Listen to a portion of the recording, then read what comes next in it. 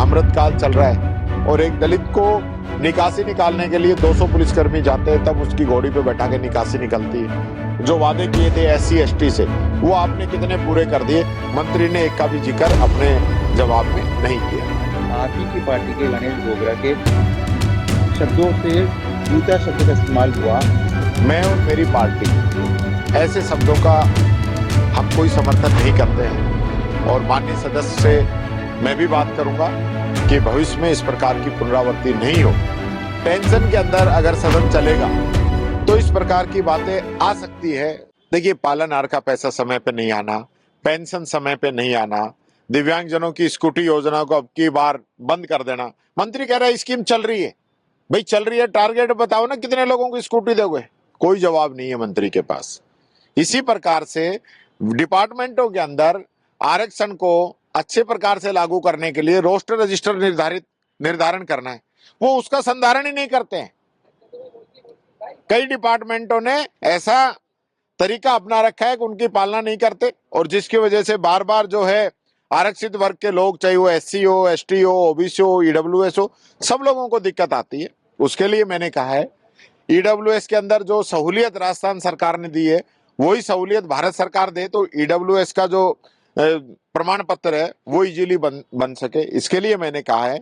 साथ ही पटवारी भर्ती, आपके कॉलेजों के अंदर जो भर्तियां हो रही है वो, साथ ही यूनिवर्सिटीज के अंदर जो आप लोग भर्ती कर रहे हो वो, उपप्रधानाचार्य से प्रधानाचार्य के अंदर जो DPC आप कर रहे हो, जो इसमें कहीं भी जो है आपने जो रिजर्वेशन के जो नियम है वो आप फॉलो नहीं कर रहे हो।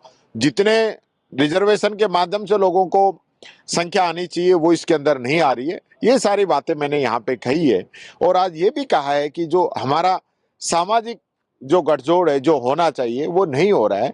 आज भी जो है हर महीने 3 दलित और 1 ST के व्यक्ति का मर्डर हो रहा है। पूरे राजस्थान के अंदर जो SC आयोग है उसके जो भारत देश का SC आयोग है उसके अंदर 2 पद खाली पड़े हैं और राजस्थान के अंदर लगातार जो एट्रोसिटीज की जो संख्या है वो बढ़ती जा रही है।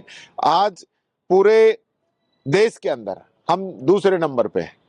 पहले नंबर पे यूपी है, दूसरे पे हम हैं, तीसरे पे मध्य प्रदेश। तो आज जो स्थिति बनी है और लगभग मैं समझता हूं पूरे देश में अगर एट्रोसिटीज की बात करें तो लगभग 97% जो मामले हैं वो 13 राज्यों से ही आ रहे हैं।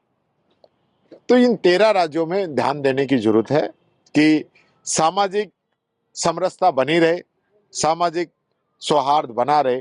आज भी आप ये देखिए, एक तरफ तो हम कह रहे हैं कि आजादी की 75वीं वर्षगांठ मना रहे हैं, अमृतकाल चल रहा है और एक दलित को निकासी निकालने के लिए 200 पुलिसकर्मी जाते हैं, तब उसकी घोड़ी पे बैठा के निकासी निकलती है। SC के जो अधिकारी कर्मचारी हैं उनको प्रताड़ित किया जा रहा है, उनको माफियाओं के द्वारा उनका मर्डर किया जा रहा है। अभी एक रेंजर का कर दिया, इससे पहले टोंक के अंदर एक कांस्टेबल को कुचल दिया, अभी एक खुद कांस्टेबल ने अधिकारियों से तंग आके सुसाइड कर लिया। तो इस प्रकार की जो राजस्थान के अंदर स्थिति बनी है उसको समझने की जरूरत है और उस पर काम करने की जरूरत है। ये सरकार सिर्फ दिखावा कर रही है, धरातल पे कुछ नहीं है। मैंने मंत्री से पूछा कि आपने घोषणा पत्र के अंदर जो वादे किए थे SC ST से वो आपने कितने पूरे कर दिए? मंत्री ने एक का भी जिक्र अपने जवाब में नहीं किया। अपने टीकाराम जी, आप सदन में मौजूद रहे। सदन में बहस के दौरान आप ही की पार्टी के गणेश गोगरा के शब्दों से जूता शब्द का इस्तेमाल हुआ। जिस प्रकार की भाषा का इस्तेमाल उन्होंने करा उसके ऊपर बीजेपी के तमाम जो अलग अलग विधायक थे उनकी प्रतिक्रिया सामने आई है। आप चूंकि कुछ दिनों पहले गतिरोध था उसको टूटा है, कल ही टूटा है। अब आप ही के जो विधायक है गणेश गोगरा, उनके इस तरह के शब्दों के बाद अमर्यादित भाषा का इस्तेमाल किस तरह देखते हैं आप इसको? देखिए, मैं उस समय सदन के अंदर मौजूद नहीं था, लेकिन मुझे जैसा कि बताया गया है, मैं और मेरी पार्टी ऐसे शब्दों का हम कोई समर्थन नहीं करते हैं।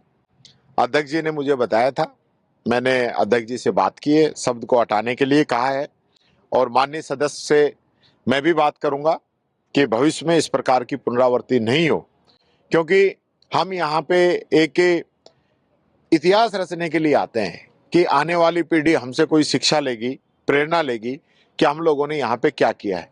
ये विधानसभा है, ये इस प्रकार के शब्दों की यहाँ पे कोई जगह नहीं है।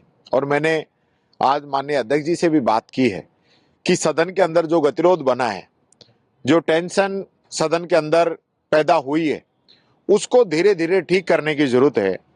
क्योंकि टेंशन के अंदर अगर सदन चलेगा तो इस प्रकार की बातें आ सकती है, जो कि मैं समझता हूं न विधानसभा के लिए अच्छी है, न हमारे समाज के लिए अच्छी है, न किसी भी पार्टी के लिए अच्छी है। तो इसलिए हमें इस सदन को वापस एक खुशनुमा माहौल के अंदर चलाने की जरूरत है। पक्ष और विपक्ष सार्थक चर्चा करें। आज मैं समझता हूं इस एक टॉपिक को निकाल दिया जाए तो पूरे दिन काफी सार्थक चर्चा हुई है।